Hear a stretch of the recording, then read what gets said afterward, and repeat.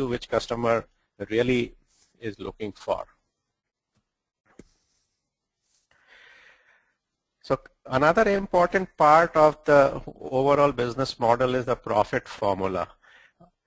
On one side, you have a customer value prop, which is very strong, which will lead to customer buying your product. And on the other side, you have the profit formula, which is revenue minus cost. At the end of the day, any business need to really make money. So that's the second most important part of a business model. Coming back to the Ratan Tata example, Ratan Tata knew the only way to get families off their scooter and get them into any car of any type would be to break the wealth barrier by drastically decreasing the price of the car. What if I can change the game and make a car for 1 lakh rupees? That's what Tata wondered, right? He wanted a car at a price point which was at that time half the price of the cheapest car available in the market. This, of course, would have very dramatic ramification for the profit formula. I mean, it would require that there should be a significant drop in gross margin. It would require that there should be a radical reduction in the cost structure of the car, and this meant, and Tata knew about this, that to make money he would have to increase the sales volume dramatically. I mean, with very little margin, he would have to really increase his sales dramatically. But he knew that the target market would be much bigger at 1 lakh rupees, so he was willing to go along with that business model. While on this profit formula thing, I'd like to spend a minute on revenue streams.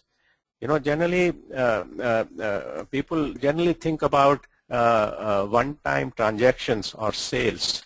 But with the same set of customers and with the same product, there are multiple revenue streams are possible.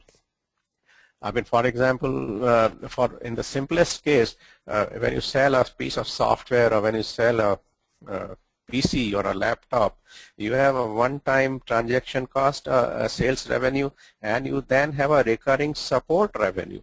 So that's a very simplest example. And you can have many more revenue models built around your offering.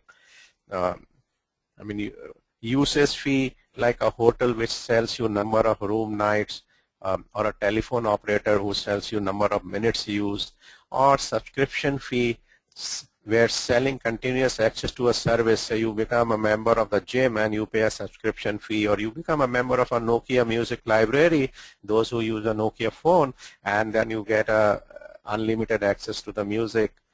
So online content is a typical subscription model, and licensing is another revenue model which people use, where you actually you give permission to people to use a protected intellectual property against license fees.